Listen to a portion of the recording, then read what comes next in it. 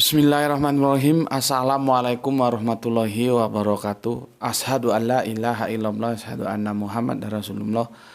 Allahumma sholli ala Sayyidina Muhammad wa ala ali Sayyidina Muhammad kama sholaita ala Sayyidina Ibrahim wa ala ali Sayyidina Ibrahim bil alamina innaka hamidum majid. Terlebih dahulu kita panjatkan doa kepada Gusti Allah ingkang Maha Agung untuk saudara kita yang telah memberikan sholawatnya atas infak dakwah di channel ini. Semoga sholawat itu menjadi catatan langit amal soleh bagi mereka dan keluarganya kelak dan dibalas dengan yang lebih baik lagi oleh Allah Subhanahu wa Ta'ala.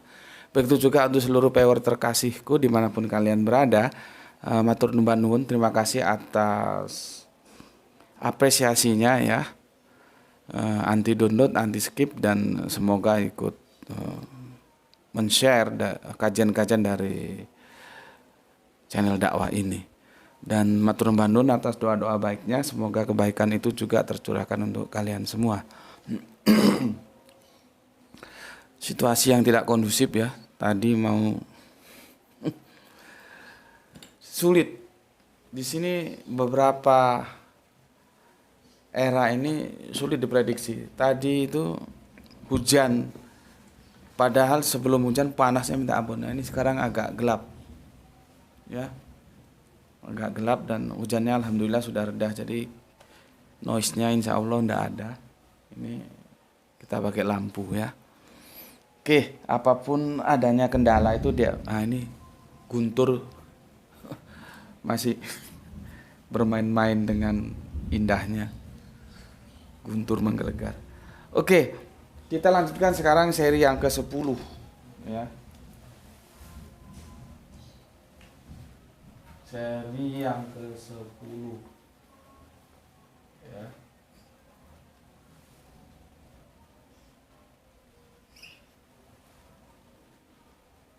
Ini aku sudah ya. Jadi di sini terjadi yang di seri 9 kemarin terjadi sebuah konfrontasi ayat, saling bunuh. Kejadian 1 ayat 1 dengan Amsal 8 ayat 22 itu saling bunuh. Ditambah lagi dengan Kolose 17 ayat pasal 1 ya, itu saling bunuh. Begitu juga nanti antara Yohanes 8 ini ya, 48 sampai ini saling bunuh. Ya itulah yang terjadi, adanya Alkitab seperti itu. Ya. Nah, adanya seperti itu. Aku jelaskan dulu yang ini.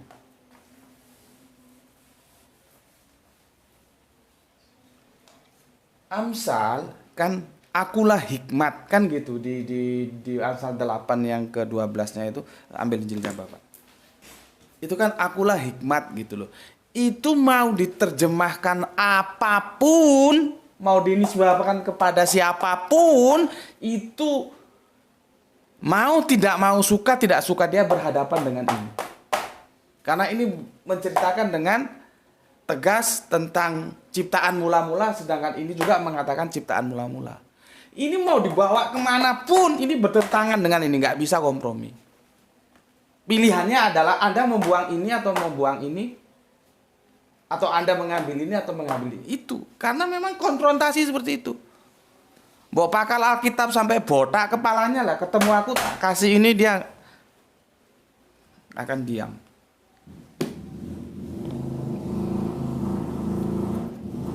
Karena ini nggak bisa. Di sini pada mulanya ya Allah menciptakan langit dan bumi. Jadi ciptaan mula-mula itu langit dan bumi. Sementara di sini aku adalah hikmat. Aku adalah hikmat itu ciptaan mula-mula. Sekarang mau kamu terjemahkan siapapun, aku adalah hikmat itu tetap aja dia bertentangan dengan ini. Gitu loh. Nggak bisa. Itu yang aku bilang saling bunuh. Nah ini suara motor udah rame lagi. Tutup. Ya. Saling bunuh. Tidak bisa. Akhirnya memilih. Mana yang bukan firman Allah ini. Salah satunya bukan firman Allah. Dalam konteks ini ditambah lagi tadi, kalau Kolose jelas. Kolose itu kan suratnya Paulus. Masalahnya dalam kekristenan itu dianggap kitab suci itu apa? Itu bukan firman dari Allah, itu bukan. Itu surat Paulus yang isinya tentang pendapat dia. Paulus ini pinter karena dia studi, gurunya Jemail itu loh. Paulus itu tidak bisa menjadi Sanhedrin karena dia tidak punya dua syarat. Ya, dia secara physically itu tidak, karena ada sedikit gangguan di kakinya. Ya, karena itu tidak bisa. Berikutnya dia tidak kaya. Tapi kecerdasan dia sudah punya. Jadi modal seseorang menjadi Sanhedrin itu adalah cerdas, kaya, dan gagah. Itu masuk dalam Sanhedrin. Nah, Paulus cuman punya cerdas. Kenapa? Karena dia studi. Makanya dia tidak masuk dalam lingkaran Sanhedrin. Beda dengan Yusuf Arimatea. Ya. Oke. Jadi ini dan ini, ya, Yohanes kemarin itu tabrakan. Ini mau diterjemahkan siapa lah, mau diisi siapa lah, terserah, tetap tabrakan. Karena ini sudah dikunci. Pada mulanya langit dan bumi yang diciptakan, bukan yang lain. Itulah yang membuat penatua dari Saksi Yehova yang tersentak dengan pertanyaanku. Jadi ibarat petinju itu dia nggak sangka akan mendapatkan hook kanan atau strap atau jet, jadi dia kaget. Maka aku memeluknya dan mencium keningnya sebagai wujud. Aku tetap menghormati dia sebagai orang yang lebih tua, pantas dari sebagai bapakku karena usianya beda jauh dengan aku. Aku menghormati dia bahwa dia dengan mengucapkan, saya minta waktu untuk saya belajar dulu. Itu orang tua loh, mengakui bahwa dia di situ dalam posisi yang itu black hole.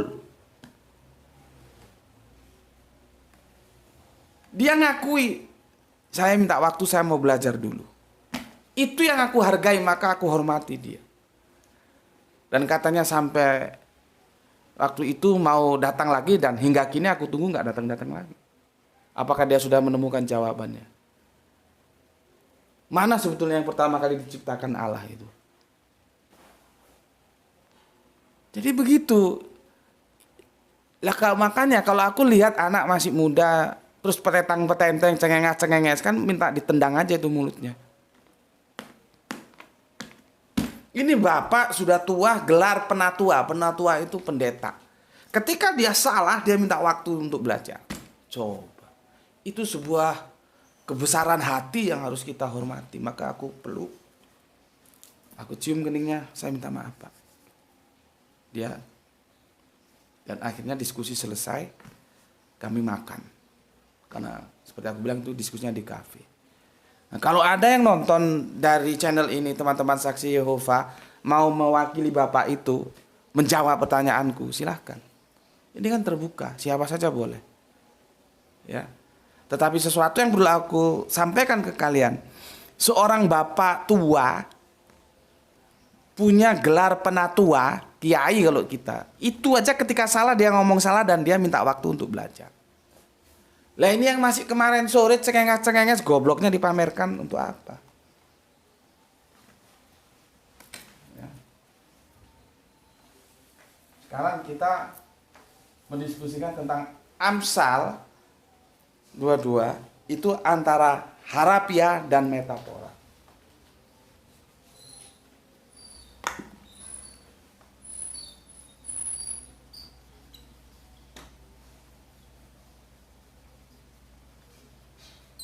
Dan nanti judulnya ini tetap ya. Ini nanti Amsalnya gede sini, antara harafiah dan metafora. Tapi aku sudah katakan, Amsal ini mau diartikan metafora kayak harafiah kayak, dia tetap bertentangan dengan Kejadian 1 pasal 1. Ya. Sekarang kita baca, ini yang paling ngotot memperjuangkan bahwa ini bukan Yesus, itu kan Tritunggal. Karena apa? Kalau sampai Yesus menjadi ciptaan, Tritunggal itu roboh, lumpuh, rontok, serontok-rontoknya. Makanya mereka berjibaku, kepala untuk kaki, kaki untuk kepala. Semua teori dia gunakan untuk mengatakan bahwa Amsal 8:22 bukan Yesus. Aku ya tersenyum saja. Mau teori dari Hong Kong, dari Afrika, dari Rusia, datangkan ke sini. Ya. Aku heran ya, ada orang gelar doktor masih percaya Tritunggal. Aku heran aku. Logikanya itu di mana ya? Apa nggak dia pakai gitu? Ini kita berbicara akademik loh ya, bukan berarti aku tidak menghormati. Secara sosialis aku hormati orang itu pilihan dia. Tapi secara akademik orang kan itu dibedakan antara manusia dan kerbau itu dari otaknya. Sehingga kalau ada orang sudah gelar doktor, apalagi profesor, apalagi rektor, terus masih percaya Tritunggal, itu aku heran. Ya mungkin ada yang bisa membantu aku supaya tidak heran tuh gimana? Gitu loh. Heran aku. Jujur aku heran. Ya. Aku ulangi lagi. Kenapa Tritunggal berjibaku untuk ini tidak dinisbahkan ke Yesus? Kalau Yesus ciptaan, Tritunggal rontok. Ya. Kita belajar dulu konsep Tritunggal. Ya. Ini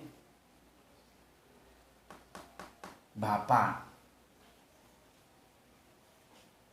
Sampai sekarang belum ada yang bisa jawab. Kenapa Bapa? Mesti nggak Bapak gini nulisnya. Ini berapa tahun aku bertanyakan. Kenapa sih kalau Allah itu kok tulis Bapak? Kok nggak Bapak? Kok K-nya hilang, kenapa? Bapa kami di surga, dikuduskanlah namamu. Mesti nggak pakai ini. Kamu lihat itu terjemahan. Tapi ditanya nggak ada yang ngerti.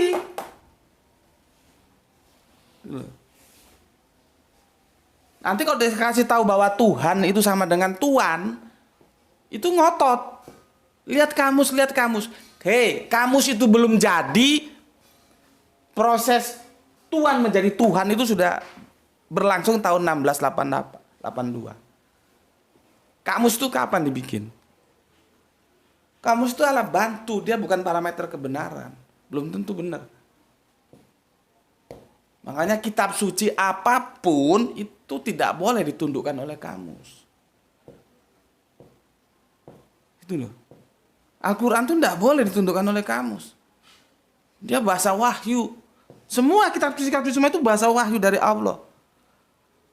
Jadi apa namanya itu? Suhuf Ibrahim, Torah, Zabur, Injil, Al-Quran itu semua firman dari Allah. Itu nggak boleh ditundukkan oleh kamus.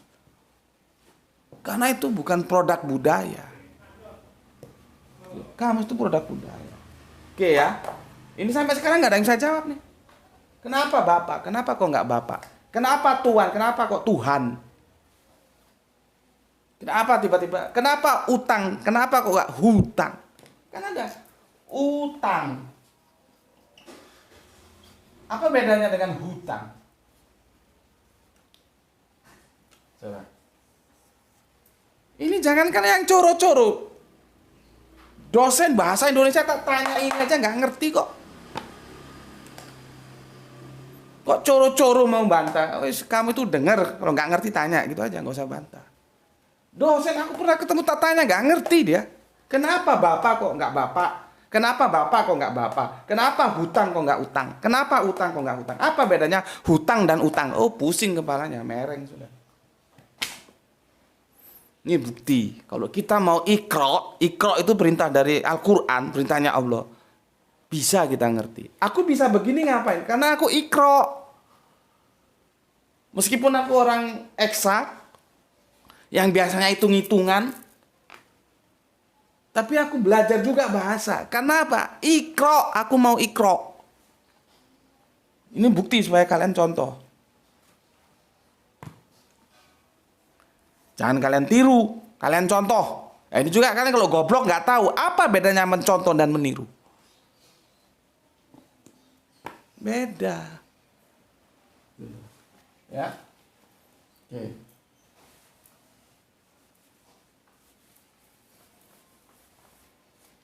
Kalau beragama taat terhadap kitab suci itu enak. Tapi kalau beragama otaknya macem-macem menentang kitab suci repot. Ya. Bapak, ya. Ada lagi putra. Ada lagi Roh Kudus.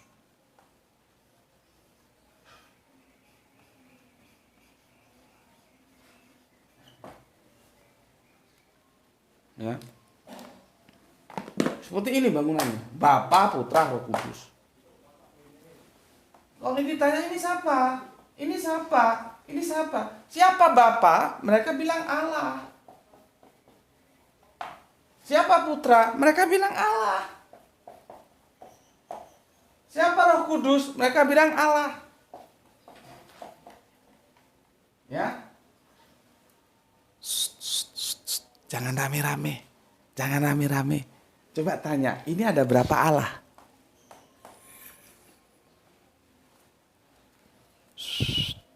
Jangan rame-rame. Jangan rame-rame. Tanya, ada berapa Allah? Bapa Allah, Putra Allah, Roh Kudus Allah. Ada berapa Allah? Jangan rame-rame jawabnya. Jangan rame-rame.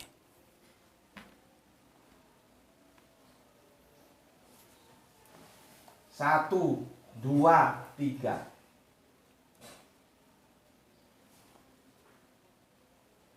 Ya. Karena apa? Ini menjadi kesatuan penuh, kesatuan penuh, kesatuan penuh. Ini nomor urutnya 1, 2, 3. Atau kalau kita jadikan, ini 100% Allah semua ini.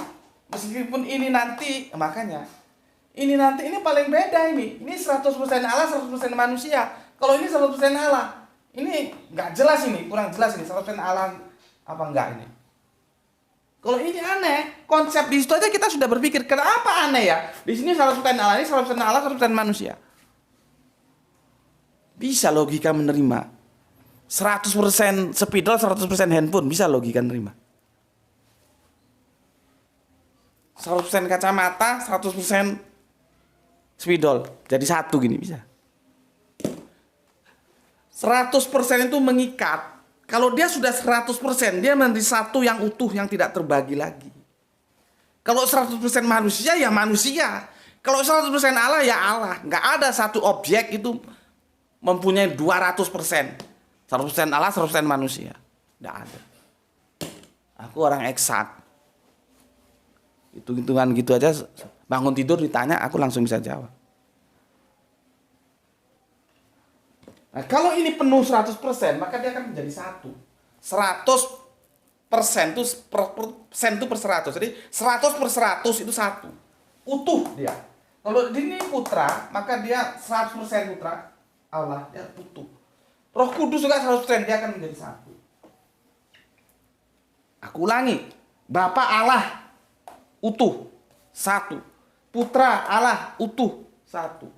Roh Kudus Allah utuh, satu. Bukan separuh Allah, separuh bukan, enggak. Utuh. Ini ketika utuh ini manusianya kemana? Katanya 100% Allah, 100% manusia. Nggak bisa ketika dibawa di sini Allahnya dihitung, manusianya nggak dihitung. Makanya itu ada dokter, ya, di videonya cara mudah memahami Tritunggal. Itu bahasa psikologis kita sudah paham. Itu Tritunggal nggak masuk akal. Kalau masuk akal nggak mungkin ada kajian cara mudah. Karena kalau masuk akal tuh mesti mudah, nggak perlu dibikinkan cara mudah. Karena memang mudah. Tapi karena nggak masuk akal dibikinlah cara mudah. Artinya apa? Sulit. Lebih dari sulit artinya apa? Ya memang nggak masuk akal.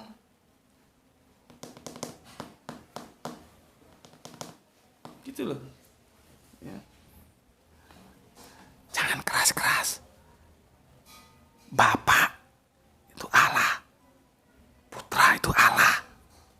Roh Kudus itu Allah. Pertanyaan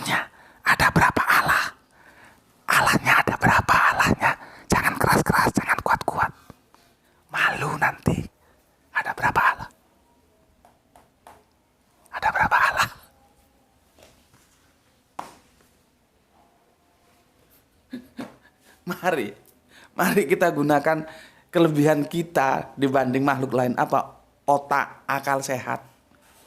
Maka selama akal kita sehat, kita akan mengatakan ini 3 Allah.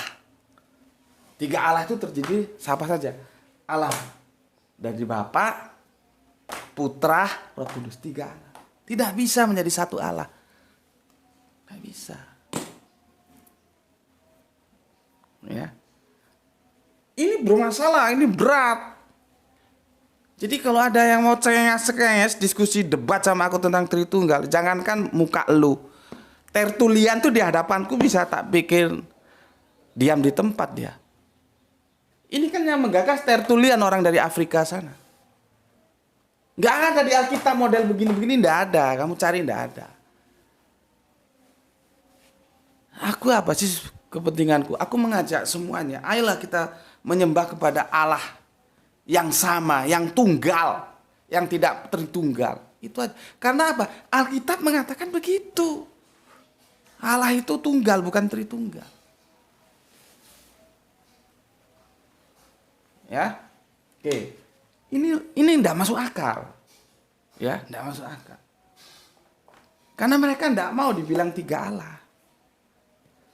Tapi jangan kuat-kuat, pelan-pelan. Tidak mau 3 Allah. Dia bilang tetap 1 Allah. Untuk bisa, ya, memanipulasi ini, maka dibikinlah sebuah penjelasan. Ini sudah ya, bagus. Ini bahasanya aja bukan bahasanya orang-orang Israel, bukan. Ada yang namanya ousia. Ada yang namanya hipostasis.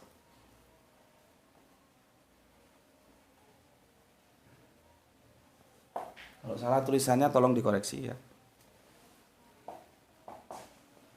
Ini apa? Ousia itu substansi katanya. Substansi. Apa hipostasis itu? Pribadi katanya. Substansinya apa? 1 katanya. Pribadinya berapa? 3. Jadilah Tritunggal. Pribadinya siapa? Bapa, Putra, Roh Kudus. Tapi substansinya berapa? Siapa? 1. Siapa? Allah. Ini cara mereka mengakali seperti ini. Maka seandainya Tertulian ada di depan, aku akan tanya, dari mana ente tahu bahwa Allah itu bisa dibagi menjadi ousia dan hipostasis? Nggak perlu macam-macam.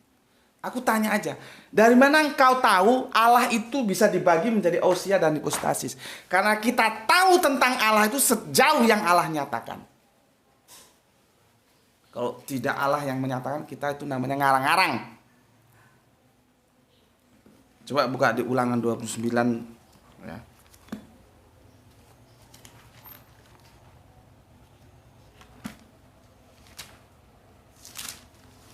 Buka kitabmu. Ulangan 29. Mantap kali nomornya. Ulangan 29. Ini gini, kamu buka di Injilmu. Di perjanjian lamamu. Ulangan nomor ayat 29. Mantap kali. Nomor surat juga 29. Mantap kali ini. Aku bacakan. Jadi kalau aku diundang khotbah di gereja itu, aku akan jelaskan ayat ini kepada jemaat-jemaat gereja supaya mereka kembali taat terhadap Alkitab. Nggak usah Al-Quran, nggak usah Alkitab aja dulu. Ya. Tapi sayangnya hingga detik ini aku belum pernah mendapat undangan untuk mengisi khotbah di gereja. Kalau ada aku mau. Ya. Aku mau dan bersedia. Ya.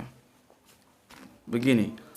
Hal-hal yang tersembunyi ialah bagi Tuhan Allah kita. Tetapi hal-hal yang dinyatakan ialah bagi kita dan bagi anak-anak kita sampai selama-lamanya supaya kita melakukan segala perkataan hukum Taurat. Kalau kamu baca hukum Taurat, lihat Ten Commandment, Dasatita, 10 perintah Tuhan. Apa Allahnya Tritunggal?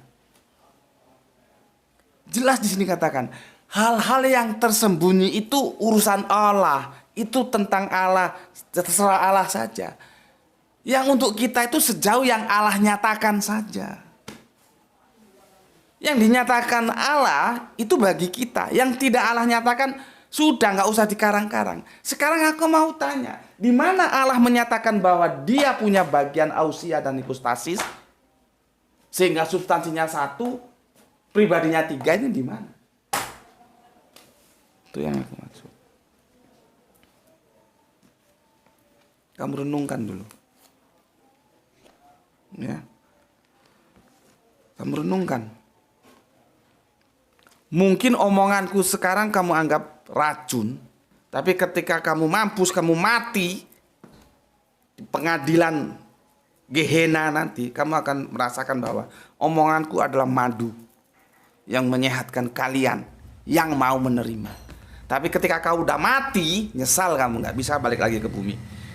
Maka kita sebagai makhluk Allah, anak-anak Abraham, harus menyembah Allah yang tunggal, bukan Tritunggal. Sekarang aku ngomong ya dianggap racun aja. Karena apa? Sudah tersuntik dogma. Nanti kalau dia udah mampus, sudah mati baru tahu. Waduh, kok dulu nggak ikut Gus Bedi ya? Telat, kamu sudah mampus kok. Aku bilang suruh taat Alkitab, nggak mau. Nggak ada satu kata pun yang menjelaskan Allah Ta'ala Tritunggal dalam Alkitab, nggak ada. Dan sudah aku tunjukkan, kita harus mengenal Allah sejauh yang Allah nyatakan. Itu tertulis di Ulangan 29:29. Kok bisa nongol ausia hipostasis? Dari bahasanya aja sudah ngerti. Seandainya Yesus masih hidup, kita tanya apa itu ausia? Jelas dia nggak ngerti, nggak bisa jawab. Apa itu hipostasis? Jelas nggak ngerti, nggak bisa. Karena ini bukan bahasanya beliau. Ini bukan bahasa Ibraniun ini. Ini Yunani punya ini. Itu loh. Ya. Kan aneh. Nabinya orang Israel, bahasanya Ibraniun.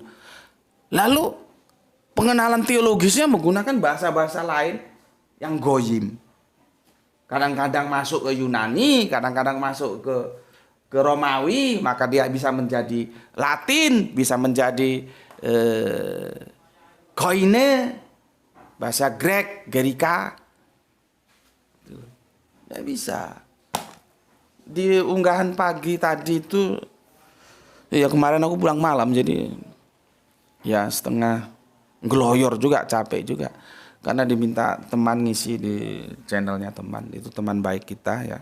Saling membantu lah. Gitu. Aku itu kalau diminta membantu, selama aku bisa aku bantu. Yang tujuannya dakwah. Dan alhamdulillah berkembang baik ya channelnya. Dan lebih baik dari ini kalau dilihat dari jumlah subscribe dan viewersnya. Karena memang beda ya. Kalau di sini kan kita kajian ilmu seperti ini. Kalau di sana ada yang berita. Gitu. Kalaupun di sini kita bahas berita, apakah yang kita bahas keilmuannya? Gitu. Ya. Jadi dari berita itu ilmunya apa? Ini yang kita bahas. Bukan beritanya itu. Seperti kemarin ada berita gereja dijual jadi masjid. Tapi itu sepertinya ada komentator yang nggak percaya. Kalau nggak percaya kan aku sudah tunjukkan link aslinya. Nggak mungkin aku berani bikin cerita bohong, berita bohong ada gereja menjadi masjid yang dijual itu kan ya nggak mungkin. Itu sulit. Orang seperti itu dikasih tahu sulit. Biarin aja keblangsak. Orang sudah aku tunjukkan nih link aslinya. Kamu harus kesini dulu sebelum nanti ke link Islam, sebelum ke link Kristen, karena nanti saling ada intervensi. Kamu ini ke link aslinya, apa kata pendetanya, evangelisnya tentang gereja yang dijual itu. Gitu masih dia nggak percaya bahwa berita itu original. Kan ya repot. Ya sudahlah. Kita juga nggak bisa paksa orang. Ya.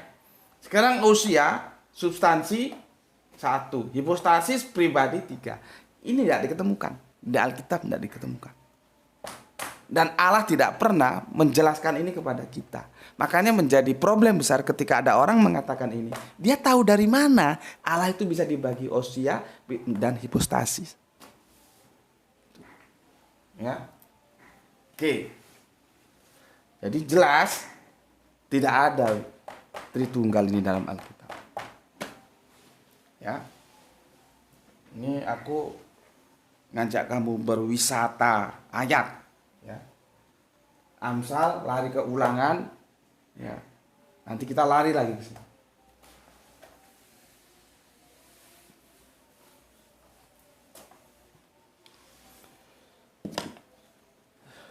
Aku ini ya sebelum memberikan kajian itu aku berusaha memperkaya pengetahuanku lewat apa ya, kembali Iqra tadi. Ya.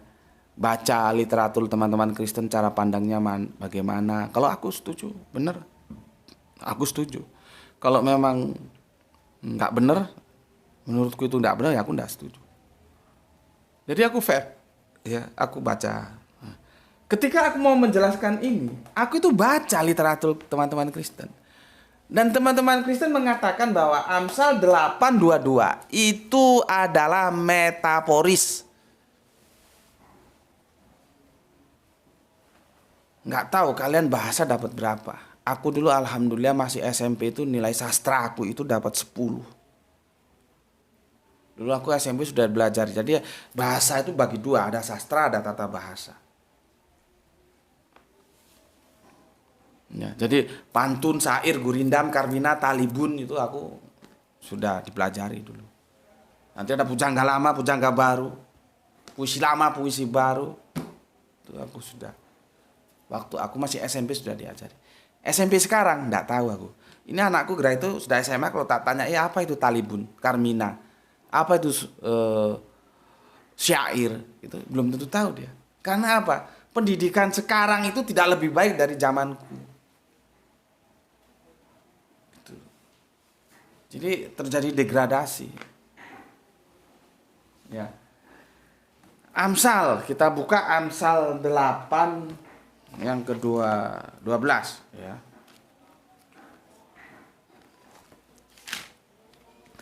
Itu sudah jelas. Kemarin aku katakan, aku itu hikmat. Amsal yang ke-12 ya. Aku hikmat. Bla bla bla bla. Ya. Nanti di 22-nya ya yang itu ya, aku ya itu ya, Allah atau Tuhan menciptakan aku. Berarti sama aja gitu. Berarti aku ini ciptaan.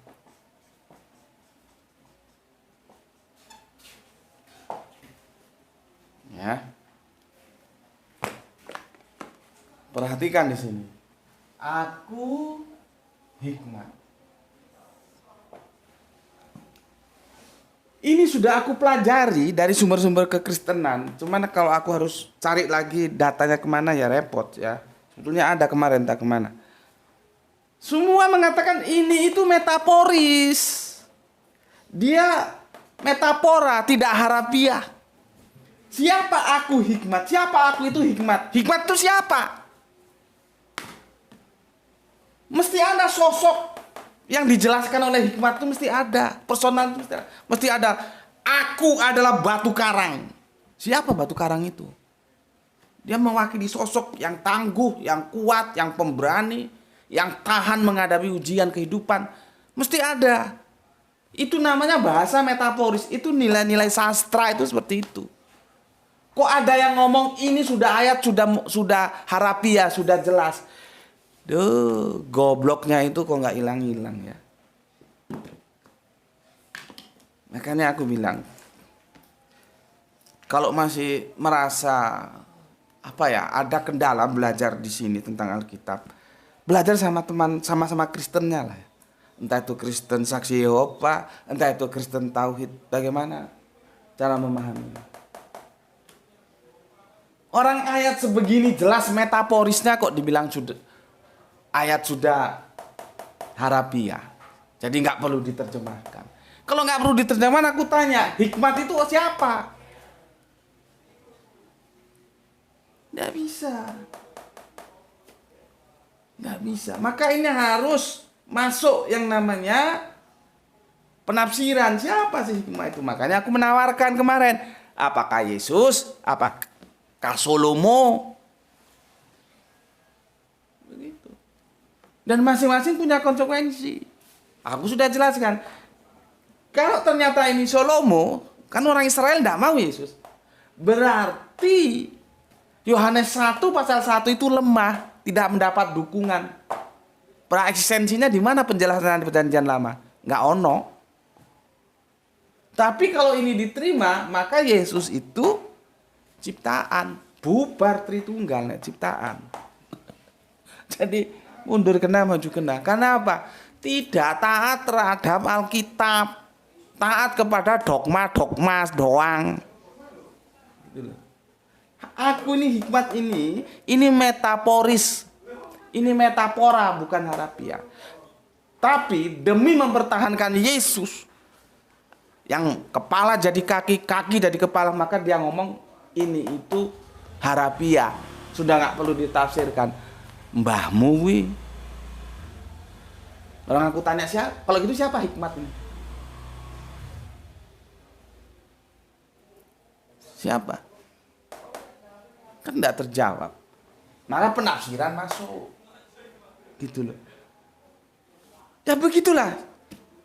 Upaya yang dilakukan karena ketidakjujuran terhadap ketaatan terhadap Alkitab. Jadi selalu aja kepala dipuntir jadi kaki, kaki dipuntir jadi kepala. Ayat yang jelas-jelas metafora dia bilang harafiah.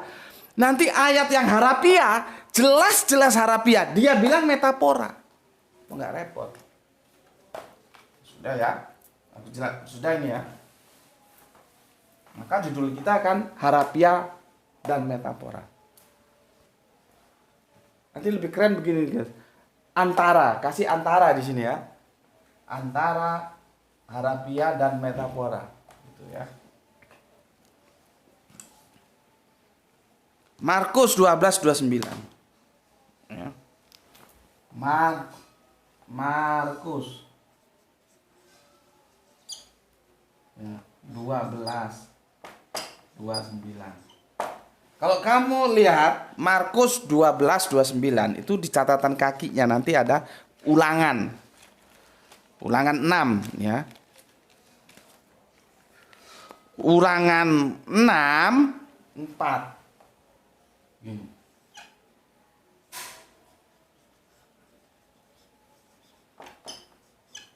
Nih. Kalau kamu lihat Markus, di Injil Markus, nanti catatan kakinya lihat ada ulangan 64. Kalau kamu lihat ulangan 64, nanti catatan kakinya lihat ada Markus 12:29. Contohnya ini. Nih.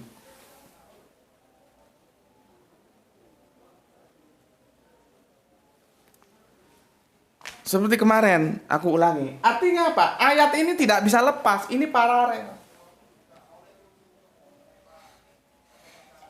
Sama dengan ayat ini. Kalau kamu lihat catatan kaki dia paralel dengan Wahyu. Wahyu berapa kemarin? Kemarin kan sudah aku tunjukkan.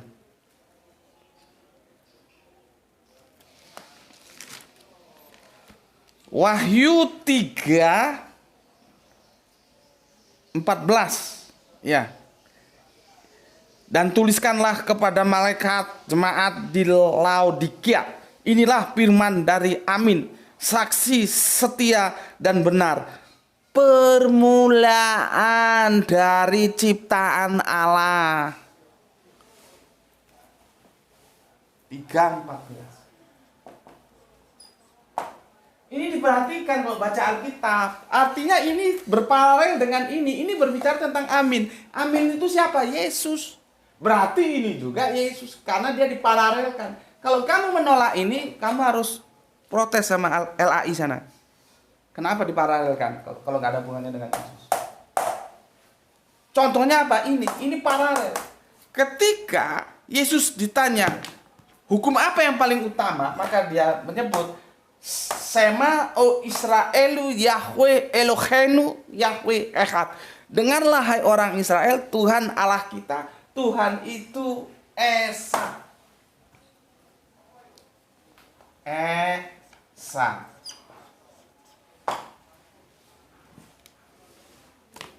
Dari mana dia mengambil? Dari sini. Ini siapa yang mengatakan? Ini Kanjeng Nabi Musa, Moses. Ini siapa yang mengatakan? Kanjeng Nabi Isa, Yesus. Ini paralel bahwa Allah itu Esa. Ditanya lagi, orang Yahudi kurang puas. Terus hukum yang kedua apa? Kasihilah sesamamu seperti engkau mengasihi dirimu sendiri. Jadi di sini hukum tauhid bahwa Allah dipahami secara vertikal itu ehad. Berikutnya yang kedua hukum humanis, saling kasih sama manusia. Jadi ini hukum tauhid, ini berikutnya nanti ada hukum kasih. Hukum yang pertama adalah hukum tauhid, hukum yang kedua adalah hukum kasih. Dari mana diambil? Dari yang dijelaskan sama Musa. Makanya catatan kakinya itu paralel ditulis. Gini kalau masih dibantah, itu artinya goblok 7 turunan gitu loh. Mau diapain juga tetap goblok dia. Karena nggak bisa berjiwa besar seperti penatua yang aku ceritakan tadi. Usia sudah lanjut, gelar sudah penatua. Nggak merasa wah, nggak merasa sombong, masih mau belajar ketika ditunjukkan. Saya minta waktu dulu ya untuk belajar ini. Itu kan kebesaran hati. Bahwa dia masih mau belajar. Itu orang yang sudah lanjut usia. Lah ini anak kemarin sore dikasih tahu ngotot, gobloknya 7 turunan.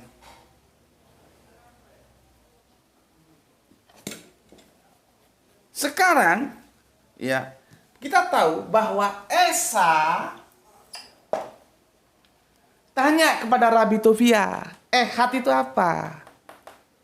Sekarang ya, kalau ini teman-teman Islam tidak tahu dan belum pernah berdebat, berdiskusi dengan teman-teman Kristen, kalian akan digiring ke sini antara ehad dan yahid.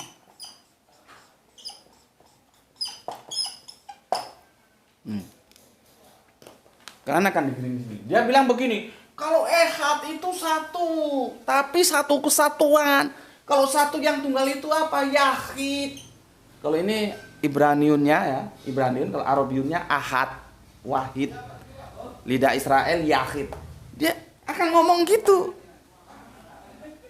Ya kalau kamu belum pernah diskusi dengan mereka ya kamu agak tersentak juga. Kalau aku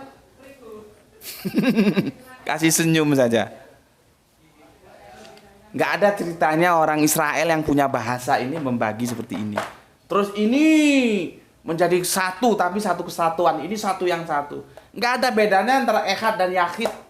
Sama di Al-Quran begitu. Allah itu dikatakan dengan ahad juga dikatakan dengan wahid. Nggak ada bedanya. Kok terus mau dibeda-bedakan? Kul huwallahu ahad. Tapi di surat-surat lain memakai wahid. Nggak ada bedanya.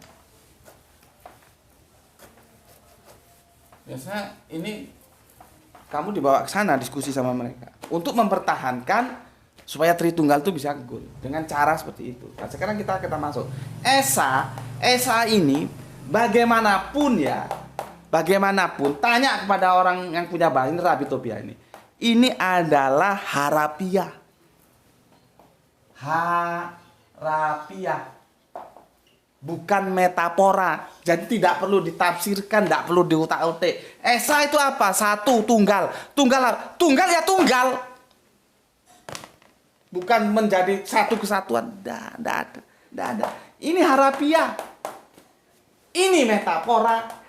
Yang jadi masalah, demi mempertahankan Yesus sebagai Allah supaya Tritunggal itu bisa dipasarkan, Yang harafiah jelas-jelas dipahami menjadi metafora. Yang metafora jelas-jelas dipahami secara harafiah. Nanti itu ada penjelasannya di Al-Quran, surat Ali Imran, surat ke-7 yang dulu sudah pernah kita bahas.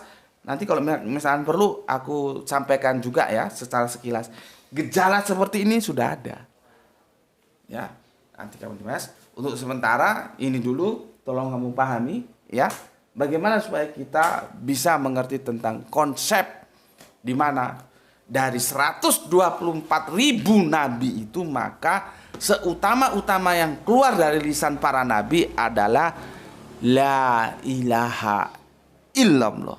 Semoga kita semua, PRPW terkasihku, ketika kita nanti mati tetap bersanding dengan kesaksian suci la ilaha illallah Muhammad Rasulullah. Terima kasih. Selamat menanti ya waktu berbuka sesaat lagi ya, dan semoga puasa kita diterima sebagai amal soleh tertulis dalam catatan langit bahwa kita berpuasa ya, tunduk terhadap aturan Allah, dan semoga kalian semua diberikan rezeki yang barokah, yang melimpah. Kalau sudah banyak rezekimu, bersyukur ya. Setelah itu kau juga semoga diberikan kesehatan yang prima sehingga kita juga bisa melanjutkan kajian-kajian ini. Dan hadis Kanjeng Nabi mengatakan, minta doalah kamu kepada siapapun karena kita tidak tahu dari mulut siapa doa itu akan terkabulkan. Maka dengan segala hormat tolong aku doakan ya, bisa tetap sehat, dapat rezeki sehingga bisa bikin rumah, bisa bikin studio yang ini sudah ngelas ini. Ngelas atau apa gitu? Gerindra ini mesti masuk ini. Suara-suara gini nggak bisa dihambat. Noise-nya mesti masuk. Ya. Kalau kita sudah punya studio yang itu memang representatif, kapan saja ada mod datang kita bisa shooting. Kalau sekarang nggak, kita harus bernegosiasi dengan lingkungan gitu ya. Tapi apapun adanya, dakwah terus berjalan. Itu pesan dari aku ya. Bismillahirrahmanirrahim. Alhamdulillahirabbil alamin.